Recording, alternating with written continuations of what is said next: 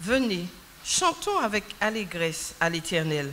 Poussons des cris de joie vers le rocher de notre salut. Allons au-devant de lui avec des louanges. Faisons retentir des cantiques en son honneur, car l'Éternel est un grand Dieu. Il est un grand roi au-dessus de tous les dieux. Il tient dans sa main les profondeurs de la terre, et les sommets des montagnes sont à lui. La mer est à lui, c'est lui qui l'a faite. La terre aussi, ses mains l'ont formée. Venez, prosternons-nous et humilions-nous. Fléchissons le genou devant l'Éternel, notre Créateur, car il est notre Dieu. Amen.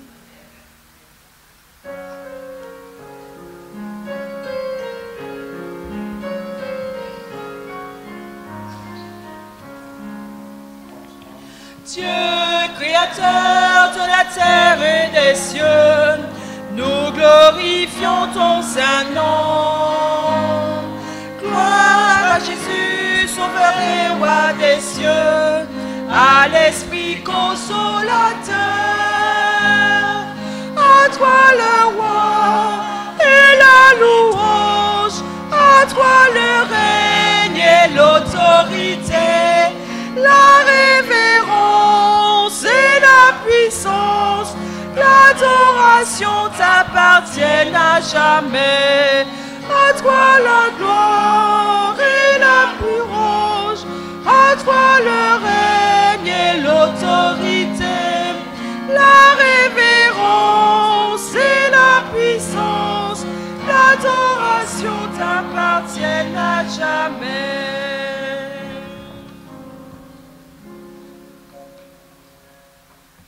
Fermons les yeux.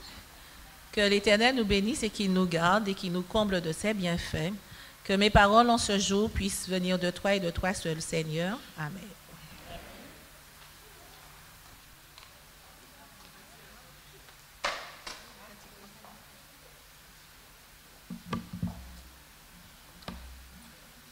Poussez vers l'Éternel des cris de joie. Vous tous, habitants de la terre, servez l'Éternel avec joie. Venez avec allégresse en sa présence. Sachez que l'Éternel est Dieu. C'est lui qui nous a fait et nous lui appartenons. Nous sommes son peuple et le troupeau de son pâturage. Entrez dans ses portes avec des louanges, dans ses parvis avec des cantiques. Célébrez-le, bénissez son nom, car l'Éternel est bon. Sa bonté dure toujours et sa fidélité de génération en génération. Bienvenue à tous. Et pour continuer, nous allons entonner le numéro 500.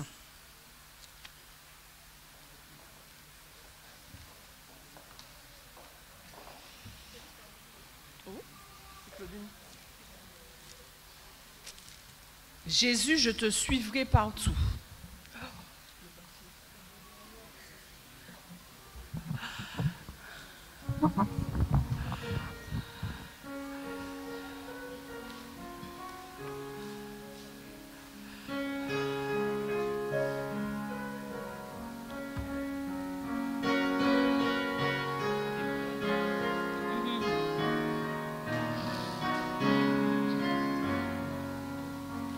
Jésus, je te suivrai partout.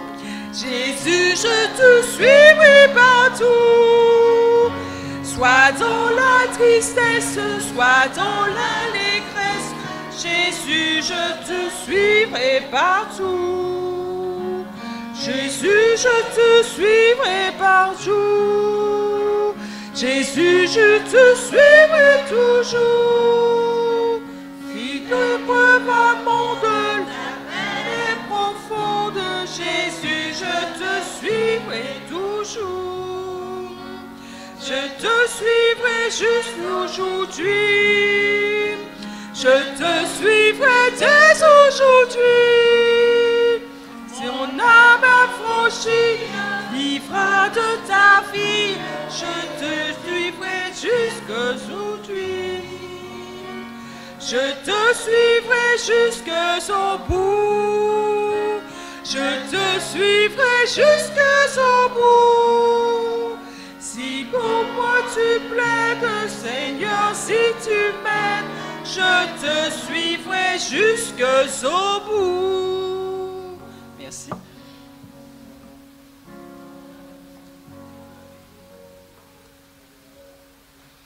Nous allons maintenant écouter la parole de Dieu tirée du psaume 103, les versets 11 à 14.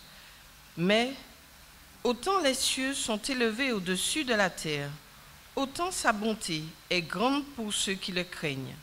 Autant l'Orient est éloigné de l'Occident, autant il éloigne de nous nos transgressions. Comme un père a compassion de ses enfants, l'Éternel a compassion de ceux qui le craignent. Car il sait de quoi nous sommes formés, il se souvient que nous sommes poussière.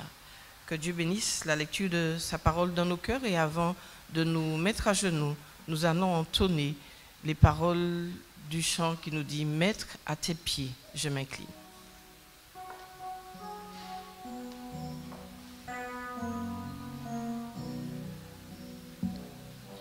Maître, à tes pieds je m'incline, je t'appartiens sans retour. Verse en moi ta paix divine, réponds en moi ton amour. Verse en moi ta paix divine, réponds en moi ton amour.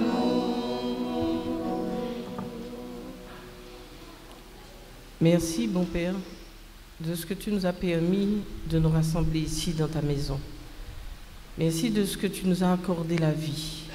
Et tu nous permets en cet instant d'être agenouillés à tes pieds afin de te glorifier et de t'adorer. Nous sommes venus avec nos fardeaux que nous déposons à tes pieds, mais nous sommes aussi venus avec nos offrandes et nos dîmes que nous t'apportons avec joie. Donne-les bénir et qu'ils puissent contribuer à la propagation de ton évangile, de telle sorte que chacun puisse te recevoir dans sa vie et dans son cœur. Bénis la prédicatrice ce matin, que tu daignes l'inspirer et que ton Saint-Esprit parle à chacun de nous. Nous te prions de nous exaucer, Dieu des cieux, car nous te prions, bon Père, non que nous en soyons dignes, mais parce que nous te le demandons. Au nom de Jésus. Amen.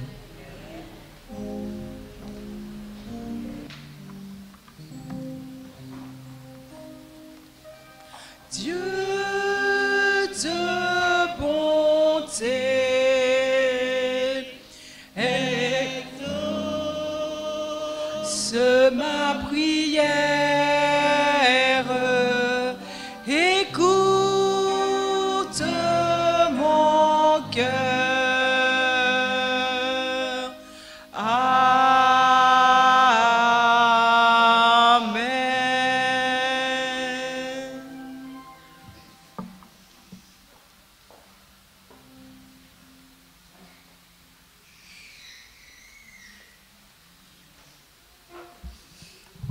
Service de fidélité.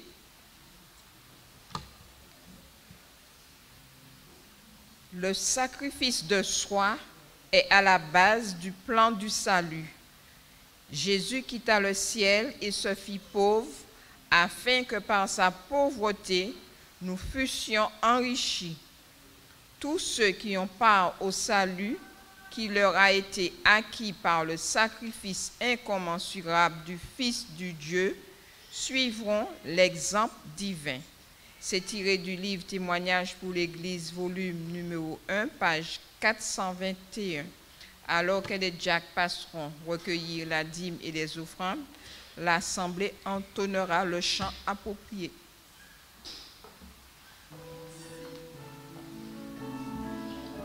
Ô Jésus, béni sois-tu.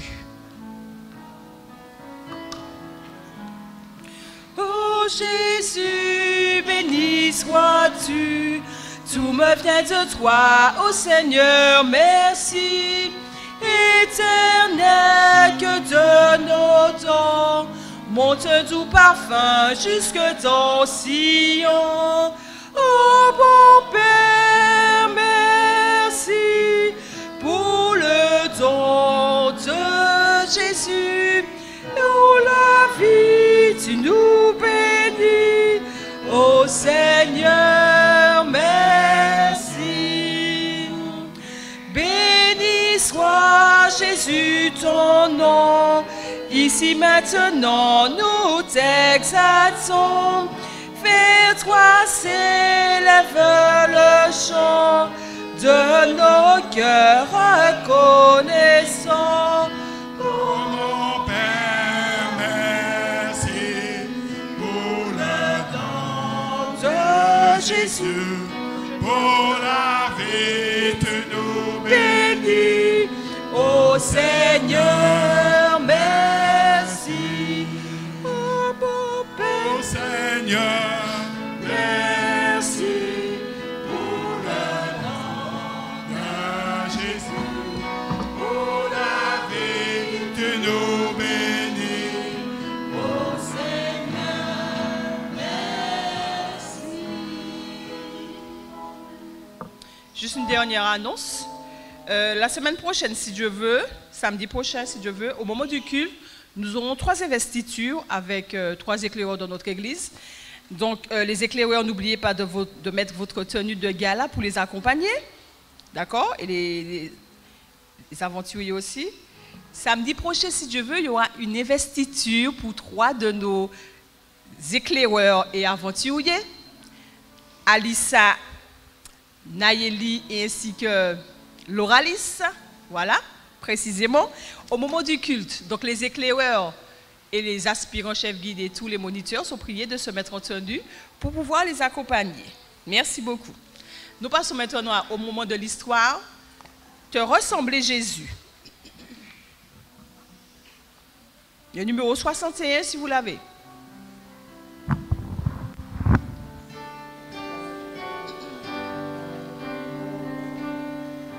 Te ressembler, Jésus, c'est mon espoir suprême.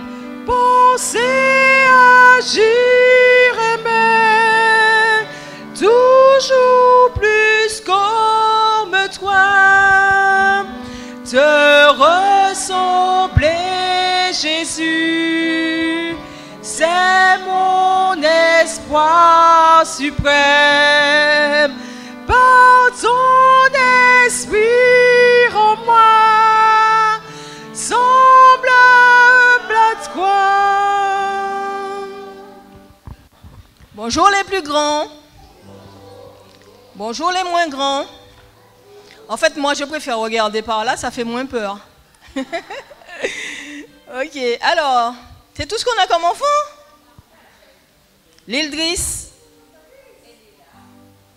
Je l'ai vu.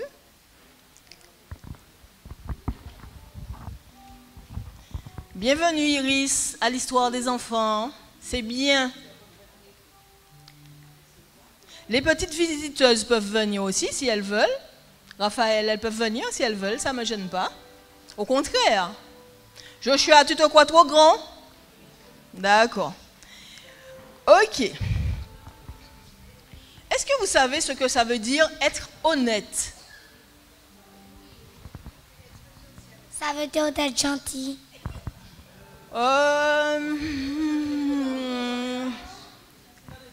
De dire les choses cash. C'est bon. Alors, Si on vous a remis trop d'argent à la caisse, vous remettez à la caissière. ça c'est un exemple d'honnêteté, mais qu'est-ce que vous savez ce que ça veut dire exactement, être honnête? Ça veut dire d'être gentil peut-être. Mais tu viens de dire ça. Mais ça fait partie, la gentillesse fait partie de l'honnêteté, tu as raison. C'est être franc. Voilà, c'est bien, c'est bien. Par exemple, lorsque je vais travailler pour quelqu'un, je dois faire le travail comme il faut. Voilà, tu dois faire ce pourquoi on te paie. D'accord. Et toi, tu as quelque chose à dire?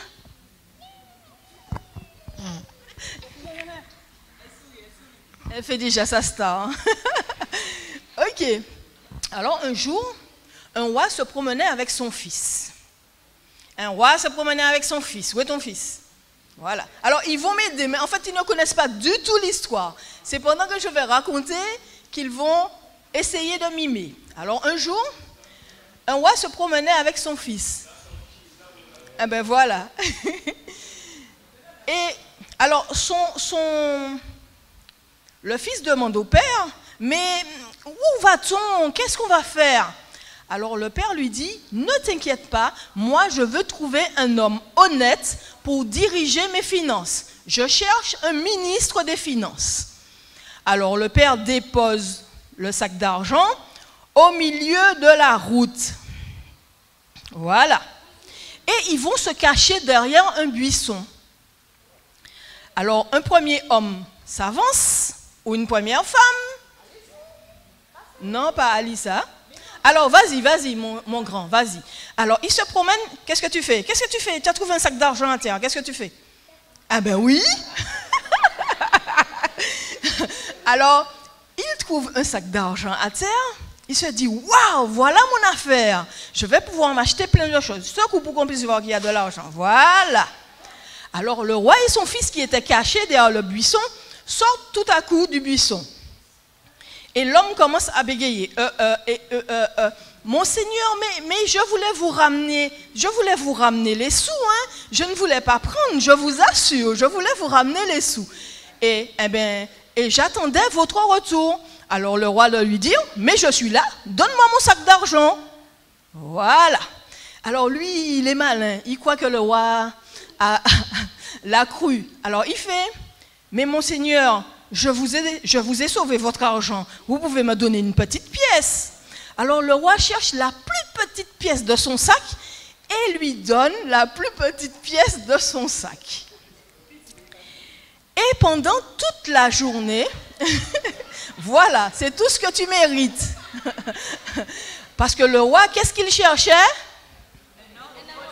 Un homme honnête. Est-ce qu'il a agi avec honnêteté? Non. Alors le roi redépose le sac à terre et il retourne se cacher avec son fils. Ensuite, toute la journée, des gens comme ça ont défilé. Toute la journée, il y a eu des hommes malhonnêtes qui ont défilé et le roi a été obligé chaque fois de sortir de sa cachette pour leur dire non, il cherchait un homme honnête et qu'il ne convenait pas.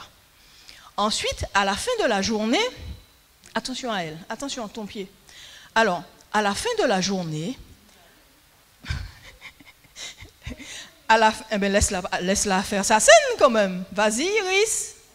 À la fin de la journée, alors voilà, il y avait des hommes et des femmes qui sont passés toute la journée. Ah, mais oui, elle est honnête. C'est pas à elle. Ses mains la démangent, mais en fait, c'est pas à elle, donc elle ne veut pas prendre. Tu as raison, Iris. Sois honnête. Non, sois honnête, Iris. Retourne. Mamie a touché, ça veut dire que je peux toucher. Alors, pendant toute la journée, le roi et son fils ont surveillé derrière les buissons s'ils rencontraient un homme honnête. À la fin de la journée, un homme et sa femme passaient par là. Un homme et sa femme passaient par là. Alors, mais oui, passez. Regardez l'argent, vous avez vu l'argent.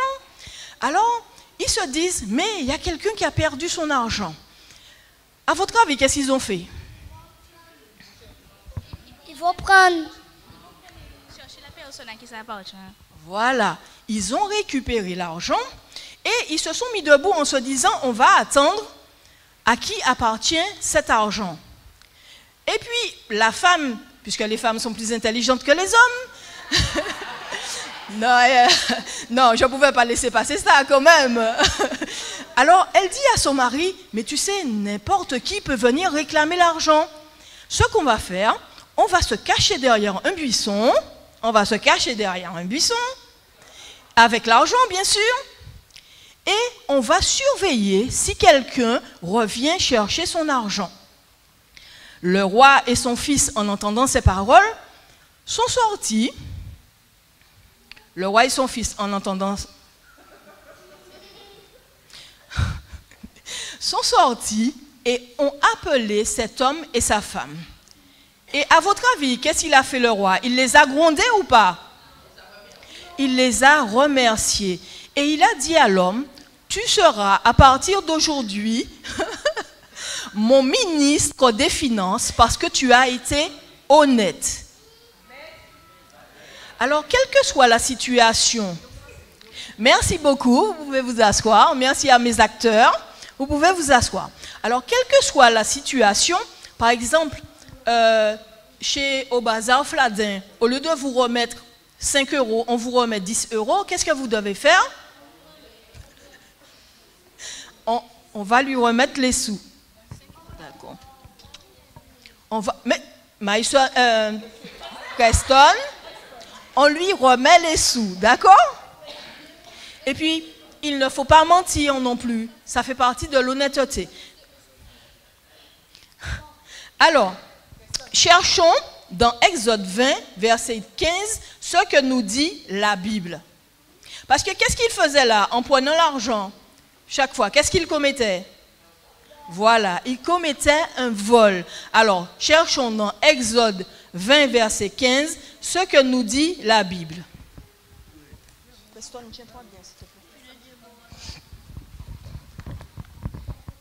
Tu ne déroberas point.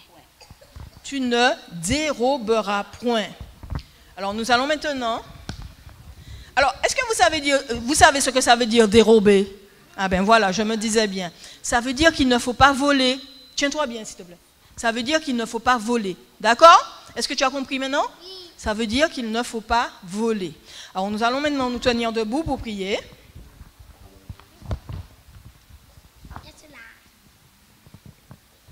Seigneur, je veux être un enfant de confiance. Aide-moi à être fidèle. Afin de rendre un bon témoignage de toi. Et te ressembler. Je t'ai prié au nom de Jésus. Amen. Bonne semaine à tous et à la semaine prochaine si Dieu veut.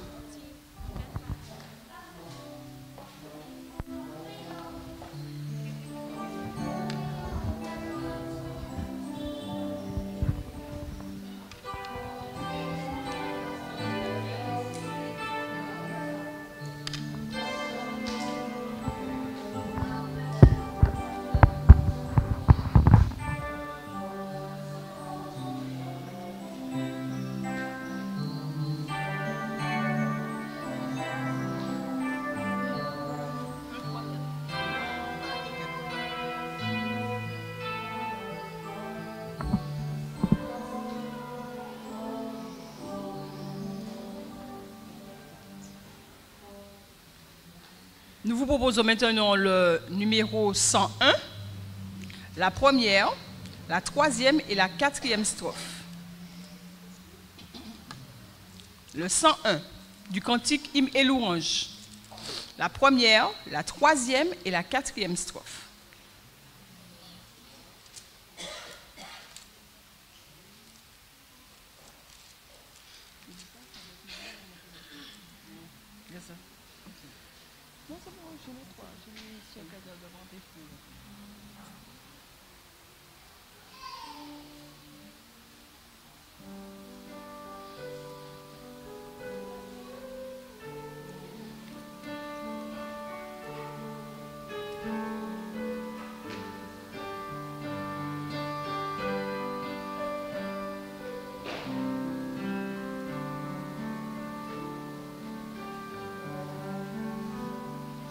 Mais quand la route est obscure, Jésus s'approche et me rassure. Il me conduit par sa main sûre dans son amour.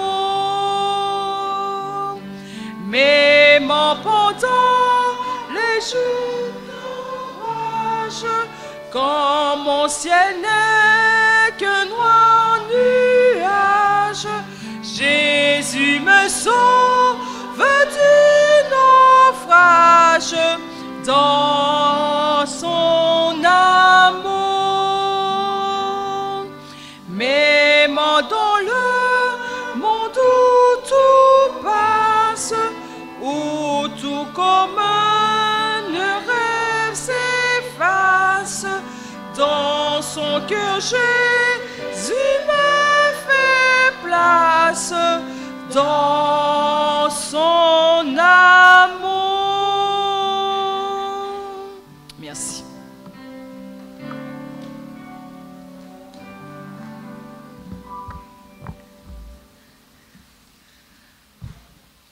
Aujourd'hui, c'est donc le jour consacré au ministère de la femme, moment de prière, que nous n'avons pas encore organisé à Saint-Pierre, mais l'année n'est pas encore terminée.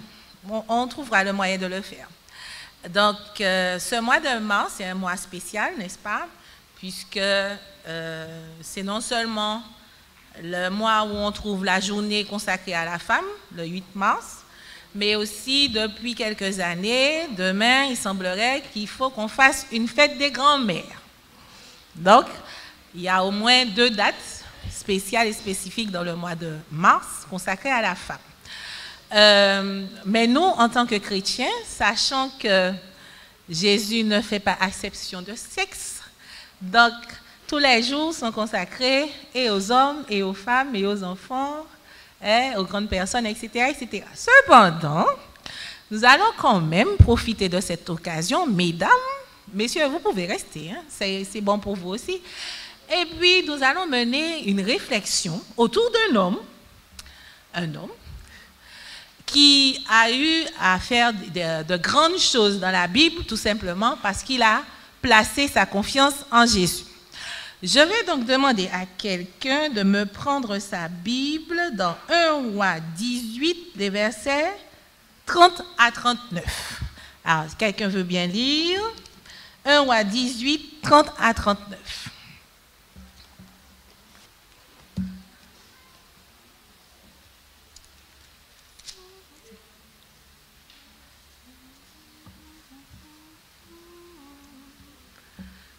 Qui se lance. Élie dit alors à tout le peuple, approchez-vous de moi. Tout le peuple s'approcha de lui, et Élie rétablit l'autel de l'Éternel qui avait été renversé. Il fit 12 pierres d'après le nombre des tribus des fils de Jacob auxquels l'Éternel avait dit, Israël sera ton nom. Et il bâtit avec ces pierres un autel au nom de l'Éternel. Il fit autour de l'autel un fossé de la capacité de 2 mesures de semence. Il arrangea Le le bois. coupa le taureau par morceaux et le plaça sur le bois. Puis il dit, remplissez d'eau 4 cruches et versez-les sur l'holocauste et sur le bois. Il dit, faites-le une seconde fois, et ils le firent une seconde fois. Il dit, faites-le une 3e fois, et ils le firent une 3e fois. L'eau coula autour de l'autel. L'on remplit aussi d'eau le fossé. Au moment de la présentation de l'offrande, Élie le prophète s'avança et dit, l'Éternel Dieu, d'Abraham, d'Isaac et d'Israël, que l'on sache aujourd'hui que tu es Dieu en Israël, que je suis ton serviteur et que j'ai fait toutes ces choses par ta parole. Réponds-moi, Éternel, réponds-moi afin que le peuple reconnaisse que c'est toi l'Éternel qui est Dieu et que c'est toi qui ramènes leur cœur. Et le feu de l'Éternel tomba et il consuma l'holocauste, le bois, les pierres et la terre, et il absorba l'eau qui était dans le fossé. Quand tout le peuple vit cela, ils tombèrent sur le visage et dirent, C'est l'Éternel qui est Dieu. C'est l'Éternel qui est Dieu. Merci. Qui est Élie? Qu'est-ce que vous savez de lui? Oui, c'est un prophète, d'accord. Quoi encore? Il n'est pas un petit peu spécial, Élie? Oui, c'est un homme de Dieu, c'est un prophète, oui. Il n'est pas... Oui, il est chauve, oui, d'accord. Et puis, il n'est pas la représentation d'un groupe de personnes quand Jésus va revenir? Ah, oui. Il représente ceux qui ciel sont passés par la mort. Alors, et puis, qu'est-ce qu'il a fait pendant qu'il était prophète? Il n'a pas fait des choses extraordinaires? Ah, mais la preuve, qu'est-ce qu'il a fait là? Oui, il a eu l'occasion de ressusciter des morts, oui. Quoi encore? Il a consacré... Oui, il a consacré toute sa vie à la parole de Dieu. Oui, mais qu'est-ce qu'il a fait encore, Élie? il a prié pour que la pluie recommence à tomber après plus de 3 ans de sécheresse. Oui. Et puis, qu'est-ce qu'il a fait encore? Hein? Comment? Oh, qu'est-ce qu'il a fait encore? Oui, il a traversé un tour en Afrique sec, il a détruit les prophètes de Baal. Hein? C'est un prophète, un grand prophète, c'est un prophète qui a marqué les siècles. Et puis, qu'est-ce qu'il a fait encore? Vous ne voulez pas me dire. Quand Jésus était sur la montagne, avec Jacques, Jean et Pierre, qu'est-ce que Élie a fait? Ben oui, il est venu donner courage, encourager Jésus pendant sa mission sur la terre. D'accord. Donc, c'est un grand prophète, hein, un homme de Dieu qui a l'habitude de fonctionner avec lui, et on pourrait même dire que c'est un prophète à 100%. C'est donc un prophète qui connaît la prière et sait comment faire pour prier.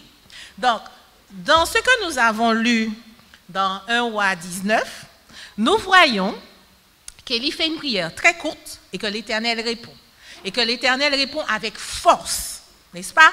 Puisque quand il dit que ce peuple reconnaisse que c'est toi le Dieu, l'éclair, boum, le feu, clac, et puis c'est brûlé, il ne reste plus rien. D'accord? Donc, là, il a eu l'occasion de faire de grandes choses, mais choses extraordinaires devant la face du peuple. Mais il a aussi eu l'occasion de prier, et à ce moment-là, il a fallu qu'il attende la réponse. On le voit toujours au même chapitre 18, le verset 48. Cette fois-ci, il prie. Et qu'est-ce qu'il doit faire là, à ce moment-là? Verset 42, pardon. C'est bien ça? 18, verset 42.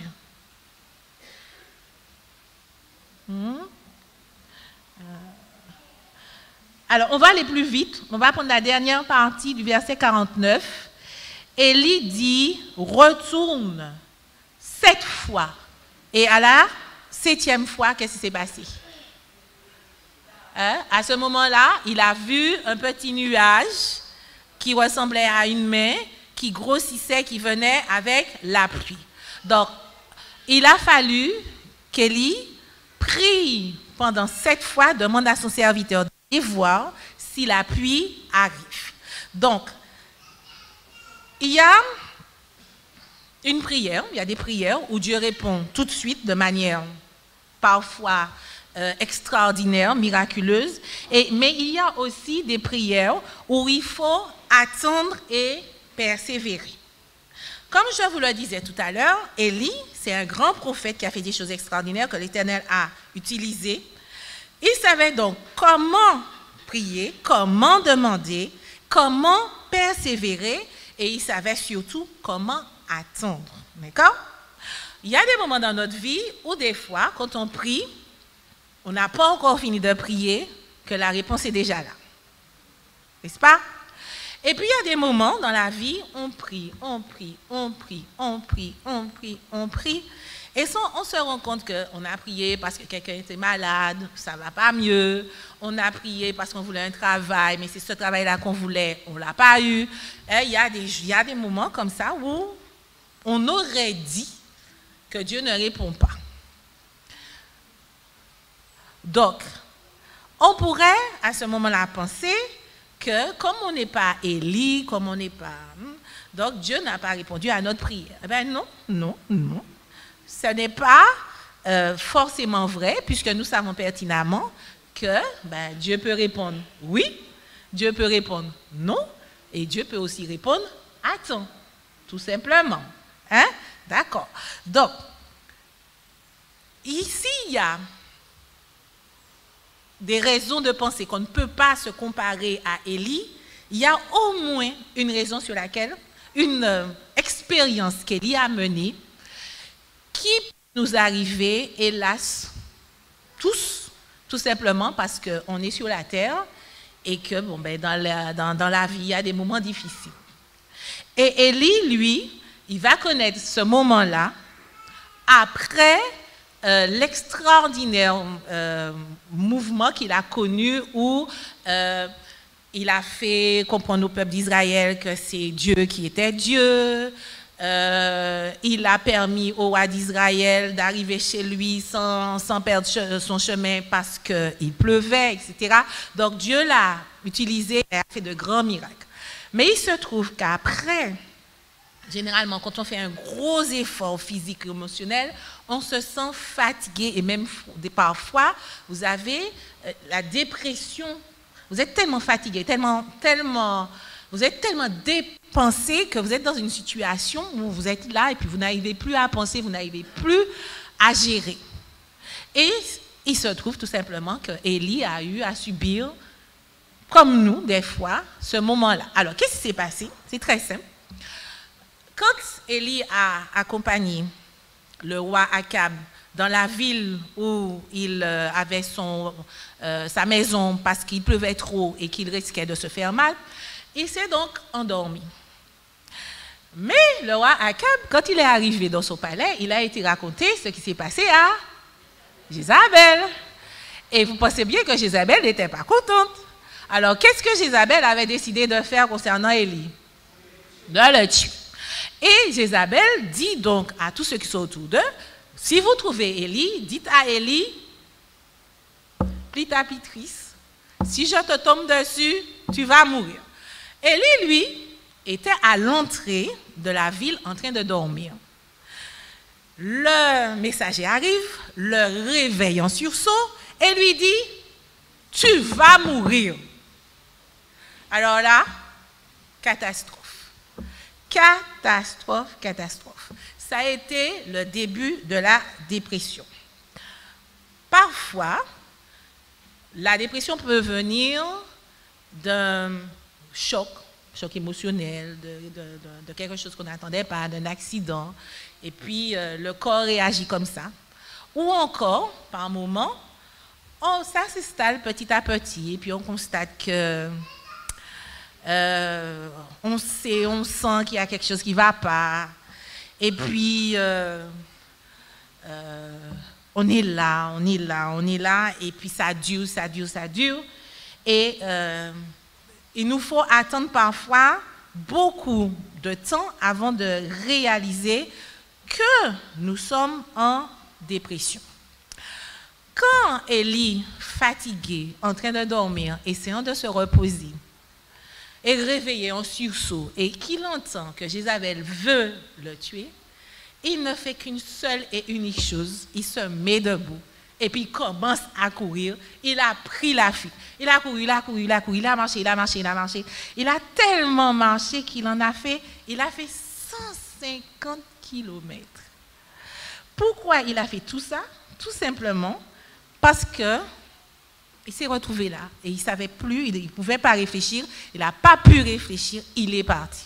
Nous aussi, ça nous arrive parfois, quand on est dans des situations où on ne sait plus quoi faire, on fuit. Parfois, on fuit dans le réfrigérateur, on fuit dans le sommeil, on fuit dans le travail, on se cherche de nouvelles relations, on se donne de nouveaux buts.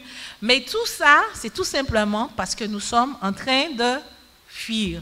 Parce que nous avons beau faire, beau chercher, ce que nous faisons ne nous apporte pas de joie, ne nous donne pas de satisfaction. Donc nous sommes tout simplement en train d'essayer de combler un vide. Élie, lui, prend la fuite, il va jusqu'à Beersheba, il arrive à la lisière du désert, il ne s'arrête pas là, hein. Il faut encore une journée de marche dans le désert, et dans le désert, il trouve un arbre qu'on appelle un genêt. Et qu'est-ce qu'il fait? Il s'asseye. Parce qu'à un moment donné, on ne peut plus fuir. On peut fuir pendant une semaine, 2 mois, 1 an, 2 ans, 10 ans. Mais à un moment donné, il y a un point de non-retour. On est obligé de s'arrêter et on est obligé de réfléchir. Et là, il est arrivé là, sur le genêt, il s'est couché par terre et à ce moment-là, il commence à réfléchir.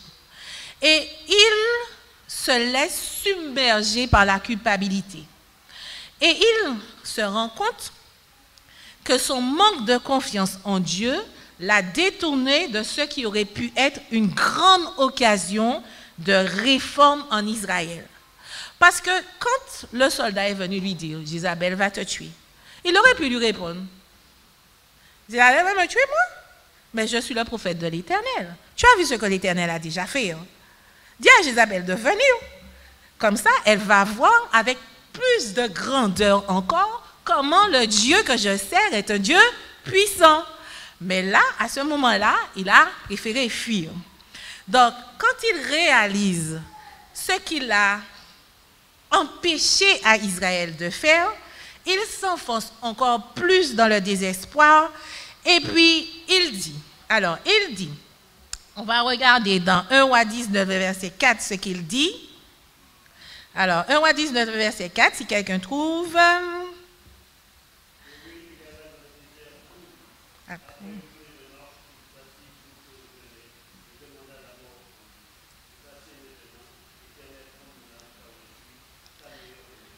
Merci. Donc, découragé, hein? Et puis Satan lui-même qui est en train de le remplir la tête en disant, tu vois ce que tu as fait, tu as vu ce que... Il se dit, c'est plus la peine, Seigneur Jésus, je ne sais plus faire mon travail, regarde ce que j'ai fait, je ne suis pas meilleur que les autres, tue-moi. Tue-moi. Un prophète aussi grand, aussi merveilleux, ayant fait autant de choses, il est tellement écrasé par le poids du remords à cause de son échec, il est prêt à tout abandonner et il demande à Dieu de le tuer. Parfois, nous aussi, nous pouvons nous retrouver dans des situations où après avoir lutté, nous nous arrêtons et puis nous nous disons, mais à quoi bon? À quoi ça sert? J'ai beau essayer, ça ne marche pas. C'est pas ce que je voulais, etc. Et à un moment donné, on se dit, mais bon, c'est pas la peine, laissons tomber. Eh bien, j'ai une bonne nouvelle pour vous. C'est à ce moment-là que quelqu'un apparaît, comme quelqu'un est apparu dans la vie, non seulement d'Élie, mais de ceux et celles qui sont passés avant nous, qui étaient de grands prophètes et qui ont fait de grandes choses avec Dieu, David, Abraham, Joseph, etc. Hein? Dans ce moment-là, eh bien, qu'est-ce qui s'est passé? Dieu a tout simplement géré à la place d'Élie. Dieu a géré à la place d'Élie. Parce que notre Dieu qui nous a créés et qui nous a formés nous comprend. Et il a compris que là, Élie avait besoin que lui, Dieu, travaille à sa place. Il ne l'a pas rejeté, il ne l'a pas condamné. Par contre, qu'est-ce qu'il lui a fait? Qu'est-ce qu'il a fait? Verset 7. Qu'est-ce qu'il a envoyé? Parce que Dieu agit. Il lui a envoyé un ange. Mais un ange pour lui dire, ah, sors de la bouche. Non. Qu'est-ce que l'ange lui a dit au verset 7? Alors, attends, je suis trop précis. Je sais, d'accord. Le verset 6. Alors, voilà. Verset 5. Il se coucha et s'endormit sous un genêt, et voici, un ange le toucha et lui dit, qu'est-ce qu'il lui a dit? Lève-toi, mange. Lève-toi, mange. Avant que l'ange ne le réveille, qu'est-ce que l'ange a fait? Il lui a préparé à manger. Et quand il a fini de lui préparer à manger, il lui a dit, lève-toi. Donc, il lui a dit, lève-toi et mange. Ensuite, il a continué. L'ange lui a dit aussi, le chemin que tu as parcouru était beaucoup trop long pour toi. Dieu comprend Élie et il nous comprend encore mieux parce qu'il sait dans quelle situation nous sommes et pourquoi nous sommes dans cette situation-là. Sœur Ellen White a eu l'occasion de dire dans Le meilleur chemin à la page 153, cette magnifique déclaration: nous pouvons ne pas avoir, au moment où nous prions, de preuves spéciales que le Seigneur se penche sur nous avec compassion et amour. Mais c'est néanmoins le cas. Nous ne pouvons pas sentir son attouchement, mais sa main est sur nous. Et cette main nous rassure, nous assure de son amour et de ses tendres compassions. Donc, Dieu a fait encore plus que d'envoyer un ange accompagner Élie et lui donner à manger. Il peut, pour nous aussi, envoyer, quand nous sommes dans des situations vraiment problématiques, tout autour de nous. Il peut utiliser tout autour de nous. Et il va en particulier utiliser ceux qui sont à proximité de nous. Un parent, un ami, un frère, une sœur. Hein? Je suis sûre que si je vous demandais de me raconter comment, par moment, Dieu place sur votre chemin des gens, mais là, juste là où il fallait, qui vous disent les mots que vous vouliez entendre, les mots qu'il fallait que vous entendiez pour vous permettre de repartir de bon pied. Eh bien, de même qu'il a su mettre pour Élie un ange qui a fait à manger pour lui, qui lui a donné à manger, qui lui a redonné à manger encore une fois, qu'il a laissé dormir, qu'il a réveillé, qu'il lui a redonné à manger avant de lui donner la prochaine mission qu'il aurait accomplie, Dieu aussi fait de même pour nous. Il a placé autour de nous des gens qui non seulement par leur attitude, par leurs paroles, mais leur attitude et leur action sont là aussi pour nous relever, pour nous relancer. Alors, Dieu ne fait pas que lui donner à manger. Il lui permet aussi de se reposer. De se reposer de la fatigue physique, mais aussi de la fatigue émotionnelle. Parce que là, Élie avait sur ses épaules le poids d'une culpabilité vraiment éprouvante. Dieu donne donc à Élie la possibilité de se reposer pour qu'il puisse non seulement dormir, mais aussi se rafraîchir en toute tranquillité. Lorsque nous acceptons sincèrement le pardon de Dieu et que nous ne portons plus le lourd fardeau de la culpabilité, parce que tout simplement Dieu le prend et s'en charge, à ce moment-là, nous pouvons commencer à trouver le repos. Dieu fait un travail en nous et ce travail prend du temps. La guérison peut prendre du temps.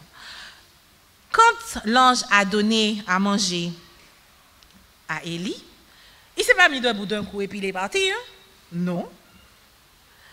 Il est resté, il lui a donné à manger une première fois, il est venu une deuxième fois, il lui a donné à manger, il a dormi, il s'est relevé. Hein? Pourquoi? Parce que Dieu sait que nous avons besoin de temps.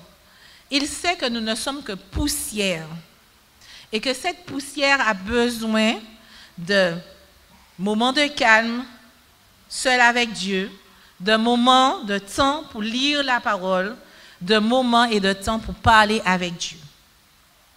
Même si les changements ne se font pas de manière immédiate, mais Dieu comprend que dans la vie, dans le monde pécheur que nous vivons, peut causer des dépressions.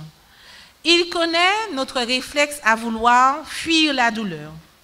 Pourtant, ce qu'il veut, c'est rediriger notre fuite plutôt que de fuir vers des mécanismes d'autodéfense destructeurs. Il veut que nous courions à lui. Et là, en sa présence, il va nous parler. Mais ne soyons pas pressés. On revient à Élie. Donc, il est près de l'homme, couché. L'ange lui a donné à manger une première fois. Il a dormi. On ne sait pas combien de temps il a dormi, mais il a dormi. L'ange le réveille, il lui donne encore à manger. Mais cette fois-ci, il va se passer quelque chose. L'ange lui dit, lève-toi et mange, car le chemin que tu as à accomplir est trop long pour toi.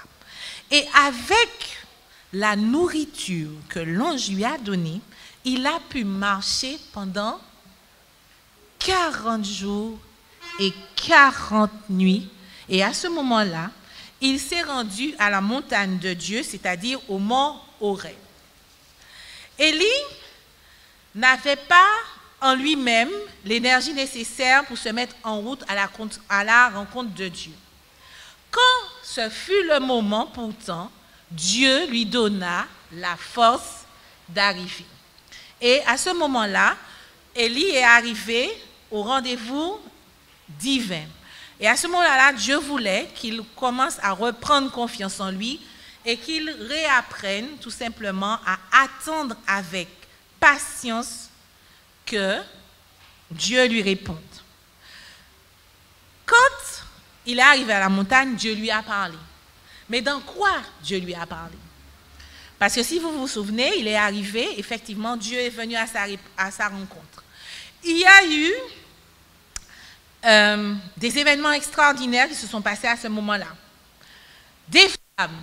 Est-ce que Dieu était dans les flammes? Non.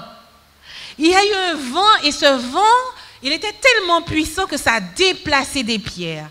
Est-ce que Dieu était dans ce vent-là? Non. Il y a eu aussi un tremblement de terre. Mais est-ce que quand le tremblement de terre s'est passé, Dieu a parlé à Élie? Non. Après tout ça, on a entendu, Élie a entendu un murmure doux et léger. Et dans ce murmure doux et léger, Dieu lui a parlé. Voici donc ce que tout héros de la prière devrait apprendre. Prêtez une oreille attentive afin d'entendre ce murmure doux et léger, la voix de l'Éternel qui nous parle et qui, à ce moment-là, agit, rassure, renouvelle, renforce notre foi. Pourquoi? Élie, lui, il pensait que c'était fini, il voulait mourir.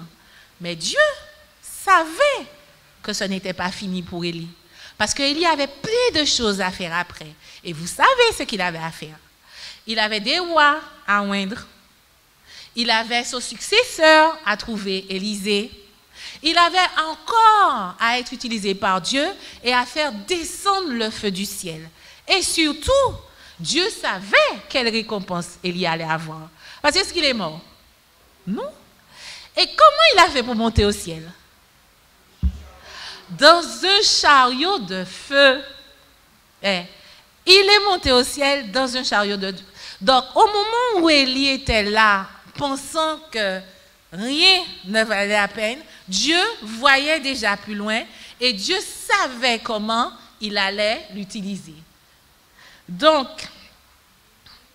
quand Satan sait que nous sommes dans des moments de difficulté et qu'il nous fait subir des tentations cruelles, parce que c'est sa manière de fonctionner. C'est ce qu'il a essayé avec Jésus, c'est ce qu'il a essayé avec la plupart des prophètes, c'est ce qu'il essaye avec nous.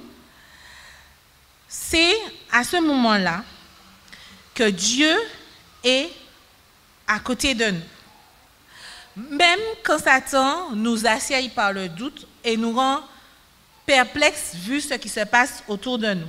Même lorsque nous sommes éprouvés par la pauvreté, l'affliction, que Satan s'efforce d'ébranler notre confiance en Dieu, c'est à ce moment-là qu'il va profiter pour étaler toute notre faute.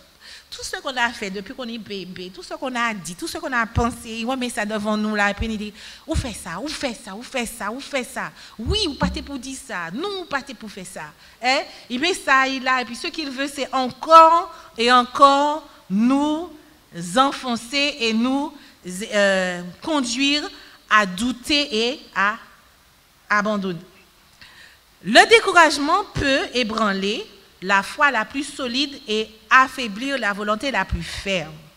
Mais nous avons un Dieu qui comprend tout et qui ne cesse d'aimer et d'avoir pitié de ses enfants. Il lit dans leur cœur les desseins qui les animent et il nous incite à attendre avec patience et confiance quand tout paraît sombre. Voilà ce que ceux qui ont la charge de l'œuvre de Dieu devraient apprendre. N'oublions pas que nous avons chacun la charge de l'œuvre de Dieu autour de nous, dans notre famille, dans notre travail, etc. Ce n'est pas pour les pasteurs seulement, c'est pour nous tous. Le ciel n'abandonne jamais les siens dans l'adversité. Comme nous sommes au plus noir du noir, Dieu est là à côté de nous. Aucune circonstance, aucune situation n'est désespérée. Et aucune situation désespérée n'est cependant pas plus triomphante que celle de l'homme qui a conscience que dans son néant, Dieu est là. Dieu est là. Dieu est là, mes frères et sœurs. Même quand on laisse tout tomber, il est là, il est à côté de nous.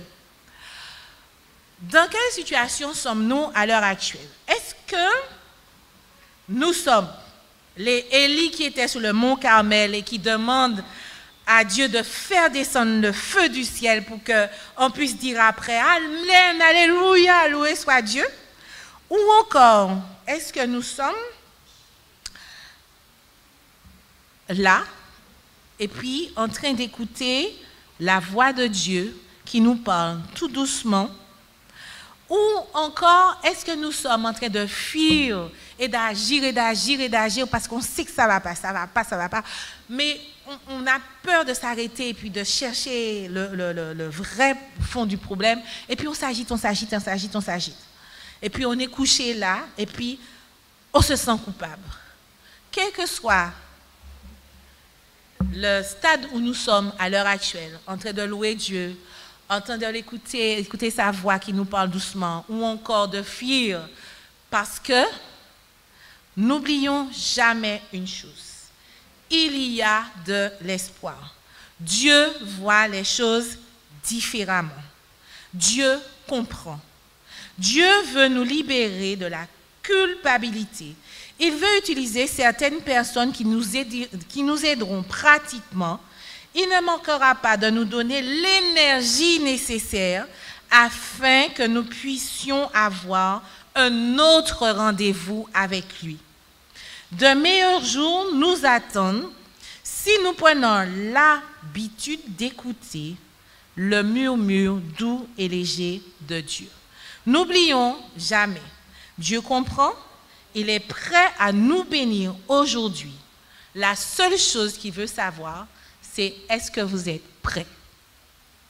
Amen. Alors, je vous ai préparé une surprise. Et bien sûr, j'ai utilisé ma nièce et mon neveu. Donc, le dernier chant sera interprété par Audrey et Charlie. On les attend et on les écoute.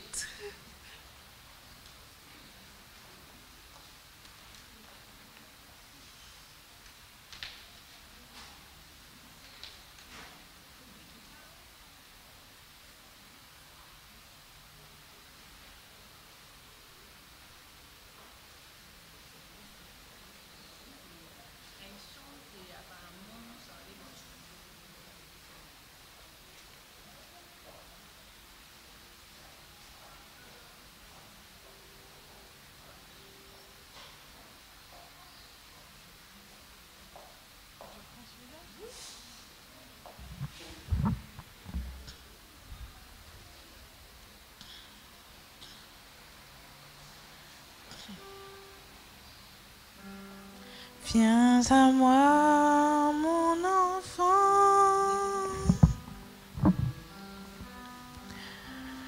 Pourquoi aurais-tu peur de ton père? Car mes bras sont grands ouverts. Je suis là. Je suis là.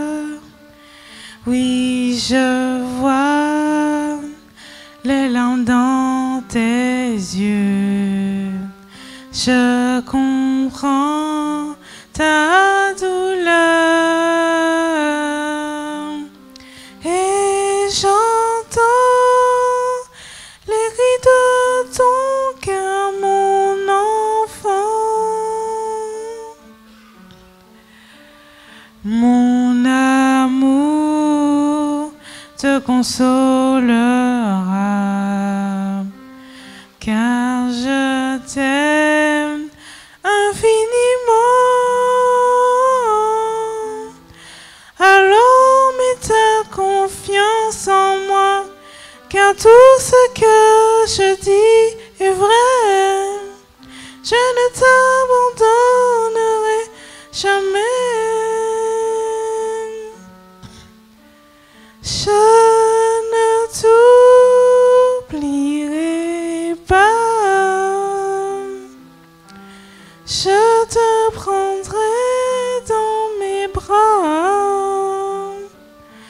Je te relèverai. Je te garderai près de mon cœur.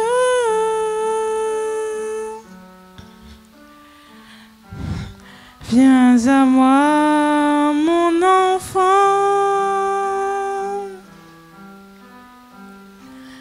Pourquoi aurais-tu peur de ton père? Car mes bras sont grands ouverts. Je suis là. Je suis là.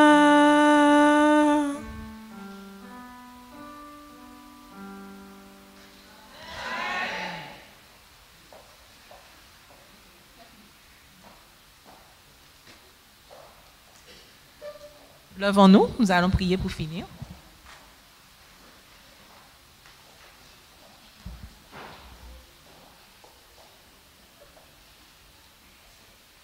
Merci Seigneur Jésus pour cette journée que tu nous as permis de passer en ta compagnie. Aide-nous Seigneur Jésus à compter que sur toi et sur toi seul, chaque jour de notre vie, dans les bons et dans les mauvais moments. Garde-nous, protège-nous, bénis-nous. Ce sont les grâces que nous te demandons. Au nom béni de Jésus pour ta gloire. Amen.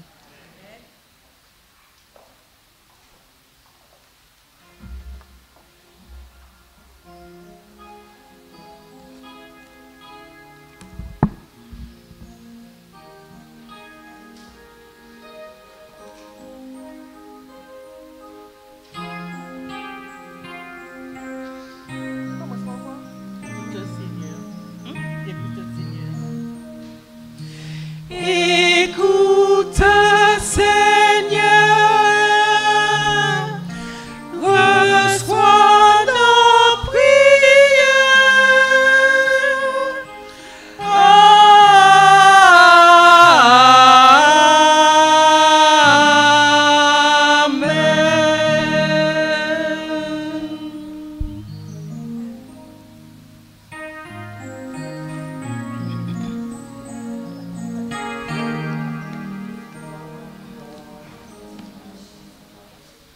Sur le chemin va sans peur,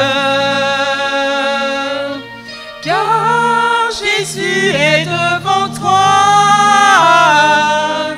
Il est ton sauveur. Oh, suis-le par la foi. Et maintenant saisis la main de ton sauveur, car lui seul te donne l'éternel bonheur. Il a donné sa vie sur la croix. Oh, suis-le par la foi. Un jour Jésus reviendra. Oh, quel immense bonheur!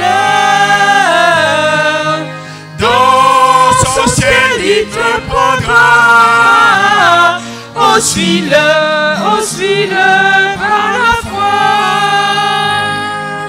Et maintenant saisis la main de ton Sauveur, car lui seul te donne l'éternel bonheur. Il a donné sa vie sur la croix. Oh suis-le par la foi. Et maintenant saisis la main de ton Sauveur, car lui seul te donne l'éternel bonheur. Il a donné sa vie sur la croix. Oh suis-le